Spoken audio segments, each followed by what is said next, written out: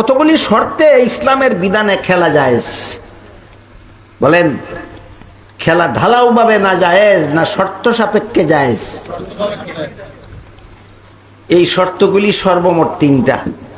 কটা? শর্তগুলি সর্বমোট তিনটা। এক নম্বর শর্ত হলো খেলার দ্বারা কোনো উপকার হতে হবে। শরীর চর্চা হয়, ব্যায়াম হয়, স্বাস্থ্য ভালো হয়, এমন খেলা যদি হয়, শরীর চর্চা হয়, ব্যায়াম হয়, যে খেলার দ্বারা ব্যায়াম হয়, শরীর চর্চা হয়, এর দ্বারা স্বাস্থ্য ভালো থাকে, তাহলে একটা উপকারিতা আছে, এক শর্ত পাওয়া গেল। যেমন যেই খেলার দ্বারা ব্যায়াম হয়, স্বাস্থ্য ভালো থাকে, শরীর চর্চা হয়, এমন খেলার একটা উদাহরণ হইল লুডু খেলা, ক্যারাম বোর্ড। কেন না? কেন? শরীর চর্চা হয়, ব্যায়াম হয়, গুড়ার ডিম হয়।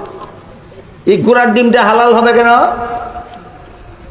খেলা হালাল হওয়ার জন্য এক নম্বর শর্ত কোনো উপকারিতা থাকতে হবে।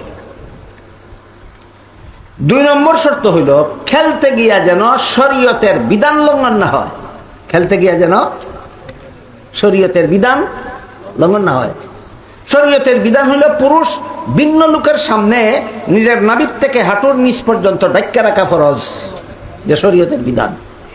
আপনি যদি হাফ প্যান্ট ভিন্ডে ফুটবল খেলতে যান, শরীয়তের বিধান লঙ্ঘন হইল কিনা? এই খেলা হারাম হইল। ফুটবল খেলতে গেছিলেন বেলা 3টার সময়, সূর্য ডুবে গেল, খেলতে খেলতে আসরের নামাজ কাজা হইয়া গেল, খেলতে গিয়া শরীয়তের বিধান লঙ্ঘন হইল কিনা? ওই খেলা হারাম হইল। দুই নম্বর শর্ত হইল শরীয়তের বিধান যেন লঙ্ঘন না হয়। তিন নম্বর শর্ত হইল দুনিয়ার কোনো ক্ষতি যেন না হয়। দুনিয়ার কোনো ক্ষতি। খেলতে গিয়া দোকান বন্ধ, বেচা কিনা বন্ধ।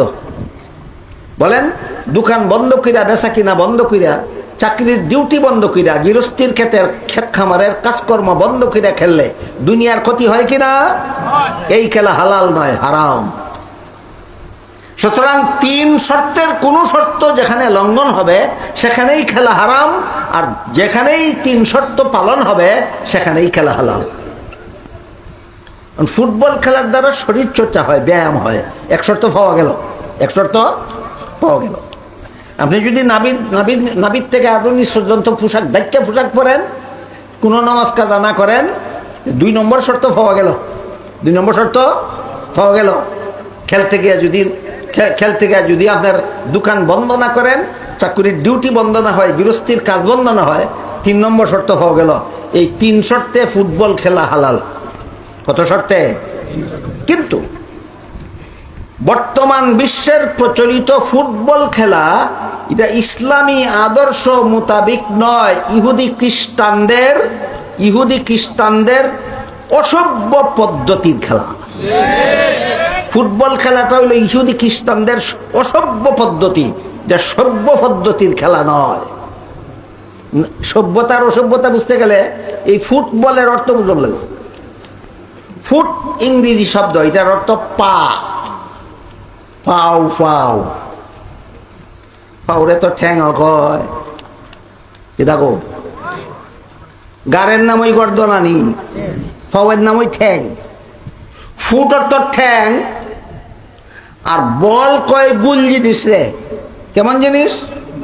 গুল জিনিস। একটা গুল আকারের একটা জিনিসে ঠ্যাং দিয়া লাইটাইয়া খেলে, এই কারণে এটার নাম ফুটবল। এই কারণটার নাম। বলেন, বলটা কোন অঙ্গের জিনিস?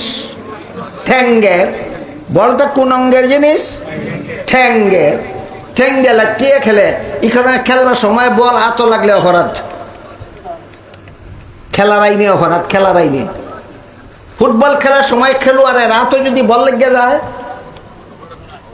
অপরাধ। কেন? তুই ঠ্যাঙ্গের জিনিস হাতও লাগাইছস। আমি জিজ্ঞেস করি, ঠ্যাঙ্গের জিনিস হাত লাগলে যদি অপরাধ হয়, মাথাত লাগলে জঘন্যতম অপরাধ হওয়ার কথা কিনা? এই ফুটবল মাথাত লিয়া গৌরব করে, অসভ্য পদ্ধতি। বর্তমান বিশ্বের ফুটবল খেলা ইসলামী সভ্যতা মোতাবিক নয়, ইহুদি খ্রিস্টানদের অসভ্য পদ্ধতির খেলার নাম হইল ফুটবল খেলা। খেলা নিয়ে ঝগড়া কাজ্জা করে পরে তুমি সভ্য না অসভ্য এটা চিন্তা করো আগে।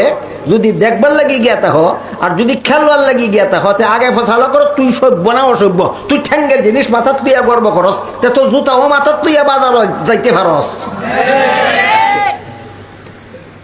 জুতা মাথার জিনিস, ঠ্যাঙ্গের মাথাত লইয়া বাজার যাও না কেরে মানুষে কইব অসভ্য না। মুই রেখে কেউ জুতা মাথাত লইয়া বাজার যা কেরে মানুষে কইব এলে জুতার জিনিস মাথাত লাগায় যে অসভ্য। ঠ্যাঙ্গের বল মাথাত লয় যারা অসভ্য, যারা খেলে এরা অসভ্য, যেথায় দেখতে যায় তো অসভ্য। ইতার মা বাপ যদি সভ্য হয় তো অসভ্য খেলতো, আর অসভ্য খেলা দেখতে যাইবে দূরের কথা, এই অসভ্য ঝগড়া করবে দূরের কথা, দেখার জন্য যাইতে দিবে না মা বাপে। মা বাপ যদি সভ্য হয়, সভ্য মা বাপে কোনোদিন নিজের সন্তানকে না অসভ্য খেলা খেলার জন্য দিতে যাইতে পারে, না অসভ্য খেলা দেখার জন্য দিতে যাইতে পারে। সুতরাং সন্তানেরা ফুটবল খেলা দেখতে গিয়ে ঝগড়া করে কেন? মা বাপ নিজেই এখনো সভ্যতা শিখছে না। অসভ্য খেলা দেখবার লাগিও অনুমতি দেয়, অসভ্য খেলবার লাগিও অনুমতি দেয়। আল্লাহ আপনাদের আমাদের সবাইকে সভ্যতা, ইসলামী সভ্যতা শিকার বুঝার তৌফিক দান করুন, আমিন।